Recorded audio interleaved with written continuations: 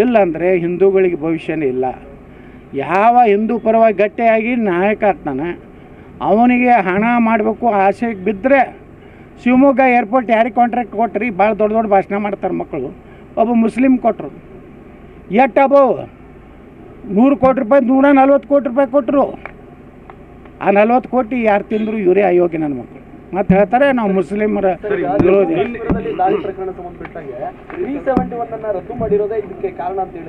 ಮತ್ತೇನು ಪಾಕಿಸ್ತಾನ ಮಾಡಬೇಕಾಗಿತ್ತಾ?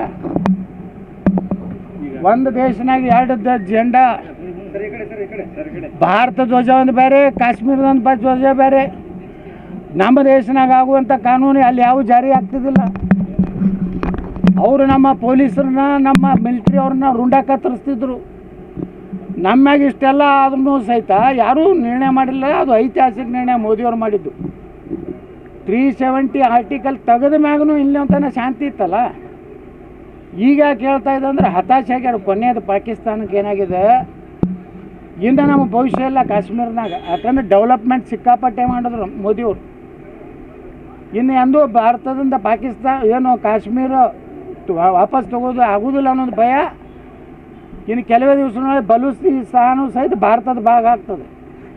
ಪಾಕಿಸ್ತಾನ 4 ಭಾಗ ಆಗ್ತದೆ ಅನ್ನೋಂಥ ಭಯ ಇವತ್ತು ಪಾಕಿಸ್ತಾನ ಬಂದಿದ್ದರಿಂದ ಇವತ್ತೇನಾರು ನಮ್ಮ ಸೈನಿಕರು ಗೌರವಯುತವಾಗಿ ಸ್ವಾಭಿಮಾನದಿಂದ ಕಾಶ್ಮೀರದಲ್ಲಿ ಸೇವೆ ಮಾಡ್ತಿರೋದು ನರೇಂದ್ರ ಮೋದಿ ಕಾರಣ.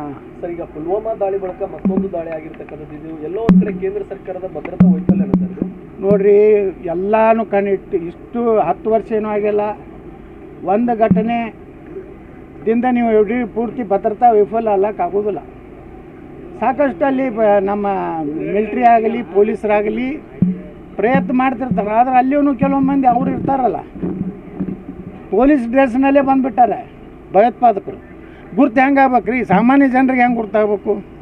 ಪೊಲೀಸ್ ಡ್ರೆಸ್ನಲ್ಲಿ ಬಂದು ಗುಂಡು ಹಾಕಿದಾಗ ಮತ್ತು ಇದು ಭದ್ರತಾ ವೈಫಲ್ಯ ಅನ್ನೋಕ್ಕಿಂತ ಇಡೀ ವ್ಯವಸ್ಥೆ ಇವತ್ತು ನಾವು ಚುನಾವಣೆ ಇನ್ನೂ ಮಾಡಬಾರ್ದಾಗಿತ್ತು. ನಮ್ಮ ಸರ್ಕಾರದ ನಮ್ಮ ನರೇಂದ್ರ ಮೋದಿಯವ್ರ ನಿಲುವಿತ್ತು. ಆದರೆ ಸುಪ್ರೀಂ ಕೋರ್ಟ್ ದಿನ ಎದ್ದು ಕೂಡ ಚುನಾವಣೆ ಮಾಡಿ ಪ್ರಜಾತಂತ್ರ ಉಳಿಸಿ ಏನಾಯ್ತು ಇವತ್ತು? ಅದನ್ನು ಕೇಂದ್ರಾಡಳಿತ ಪ್ರದೇಶ ಮಾಡೋದು ಸಂಪೂರ್ಣ ಕಾಶ್ಮೀರ. ಯಾವ ಮುಖ್ಯಮಂತ್ರಿ ಬೇಡ, ಯಾವ ನನ್ನ ಮಗ ಬೇಡ. ಅಲ್ಲಿ ಈಗ ಹೆಂಗೆ ದಯು ದಮ್ಮನ್ನು ನಮ್ಮ ಏನು ವೀರ್ ಸಾವರ್ಕರ್ ಅವ್ರದ್ದು ಕಾರಾಗೃಹ ಆಗಿತ್ತಲ್ಲ, ಅದು ಯಾವುದದು ಅಂಡಮಾನ್ ಏನು ಕೇಂದ್ರಾಡಳಿತ ಪ್ರದೇಶ ಅದಾವು.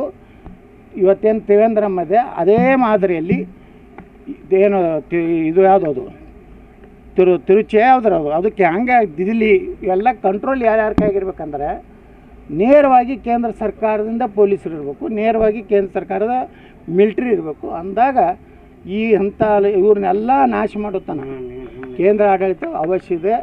ಏನು ಕಾಶ್ಮೀರ ಪಂಡಿತರು ಇವತ್ತು ಹೊರಗೆ ಬಂದಾರಲ್ಲ, ಅವ್ರನ್ನೆಲ್ಲ ನೆಲೆ ಊರಿಸಿದ ಮೇಲೆ ಚುನಾವಣೆ ಮಾಡಬೇಕಾಗಿತ್ತು. ಸರ್, ಈಗ ಕೇಂದ್ರದಲ್ಲಿ